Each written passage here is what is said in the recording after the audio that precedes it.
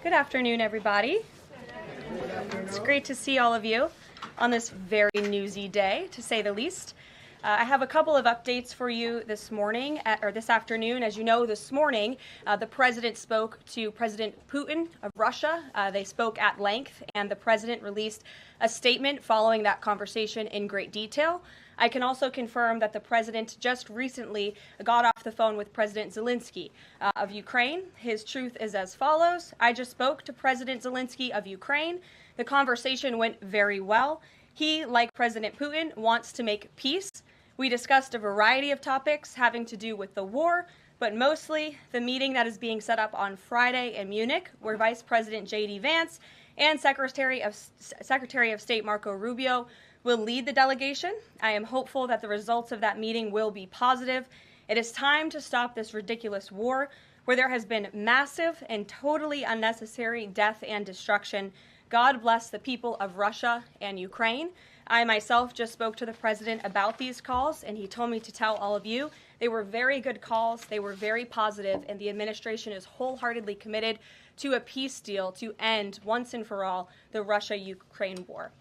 More on that later. I'm sure you'll have more questions to ask. This week, the president has continued to deliver on his promises to the American people.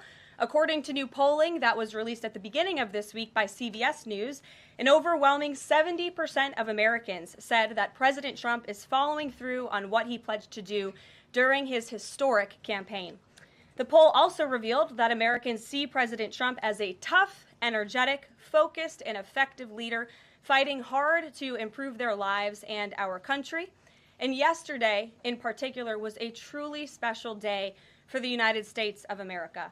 Thanks to the great leadership of President Trump and the strong and tough leadership of President Trump, Mark Fogel, an American teacher detained by Russia, was returned to American soil and met with the president here at the White House last night.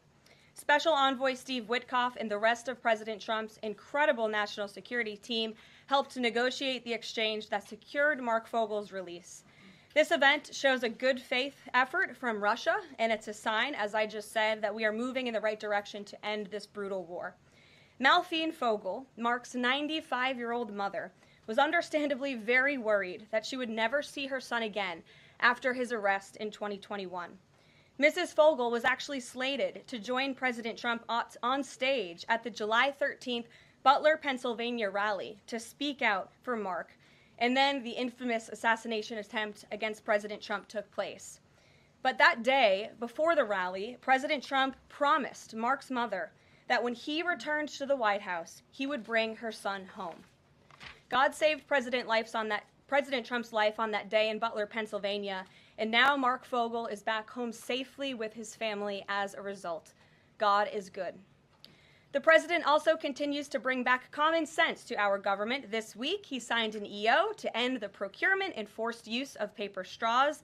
Taxpayer dollars were wasted on these non-functional and massively unpopular products for no other reason than it made radical activists feel good about themselves. And on trade, President Trump continues to take bold action to protect America's critical steel and aluminum industries, much like he did in his first term. And the president signed proclamations to close existing loopholes and exemptions to restore a true 25% tariff on steel and elevate the tariff on aluminum to 25% as well. This administration believes these tariffs will protect our national security and put American workers first. And in the Oval Office yesterday with Elon Musk, President Trump took further action to make our federal government more efficient and effective. He signed an EO implementing the DOGE Workforce Optimization Initiative. Now agency heads will coordinate and consult with DOGE to significantly shrink the size of the federal workforce and limit hiring to essential positions only. The unaccountable bureaucracy will finally be reined in. On another important matter this morning, Senate Republicans continued to confirm President Trump's exceptionally qualified nominees, most recently Director of National Intelligence Tulsi Gabbard, who will be joining us later at the White House for her swearing-in ceremony. It's imperative that the remainder of the president's cabinet nominees are confirmed as quickly as possible. On another important matter this week, illegal alien criminals continue to be arrested and sent home as part of the ongoing mass deportation effort of the Trump administration. Just this week, 2 planes with 190 Venezuelan illegal aliens arrived in the Venezuelan capital from Fort Bliss, Texas. Here are some of the criminal illegal aliens who were arrested in the country this past week. ICE Atlanta arrested a citizen of Nigeria who had been convicted of money laundering. ICE San Antonio arrested a citizen of Mexico who had been convicted of assault. ICE Denver arrested a citizen of Mexico who had been convicted of aggravated assault. And ICE Houston arrested a citizen of Mexico who had been convicted of aggravated assault. Now, before I take questions, I would like to address an extremely dishonest narrative that we've seen emerging over the past few days. Many outlets in this room have been fear-mongering the American people into believing there is a constitutional crisis taking place here at the White House. I've been hearing those words a lot lately. But in fact, the real constitutional crisis is taking place within our judicial branch, where district court judges in liberal districts across the country are abusing their power to unilaterally block President Trump's basic executive authority. We believe these judges are acting as judicial activists rather than honest arbiters of the law, and they have issued at least 12 injunctions against this administration in the past 14 days, often without citing any evidence or grounds for their lawsuits. This is part of a larger concerted effort by Democrat activists and nothing more than the continuation of the weaponization of justice against President Trump.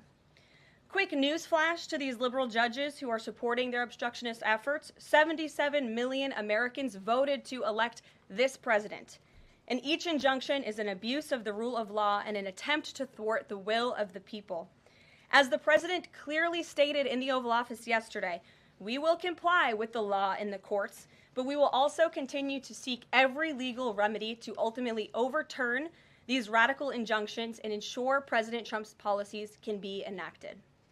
So here in our new media seat today, we have Chris Pavlovsky, an entrepreneur who has a strong passion for protecting freedom of speech. Chris started the video sharing platform Rumble in 2013 with a mission of protecting a free and open internet from censorship by big tech and governments around the globe. The platform has always been a place for independent creators to share their authentic opinions, and they have always included President Trump, in contrast to the way he was censored by other platforms in years past. Since its founding, Rumble has grown exponentially, recently marking 67 million monthly active users. It's a lot of users. If you're watching right now and interested in sitting in this seat, you can apply, whitehouse.gov/newmedia. With that, I will take